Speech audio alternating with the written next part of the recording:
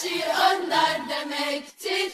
Onları örnek alan cennete gidecektir. Benim bu elçilerim var mı Kur'an'da kaydı? Benim bu elçilerim var mı Kur'an'da kaydı? Adem'den Muhammed'e dinle dedi ve saydı.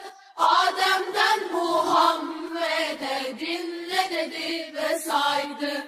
Adem, İdris, Nuh, Hud, Salih, Lut, İbrahim, İsmail, İshak, Yakup, Yusuf, Şuayb, Musa, Harun, Davud, Süleyman, Eyüp, Zülkifl, Yunus, İlyas, Elyasa, Zekeriya, Yahya, İsa ve Muhammed.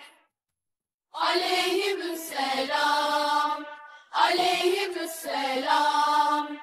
Onlara selam olsun, hepsine selam olsun.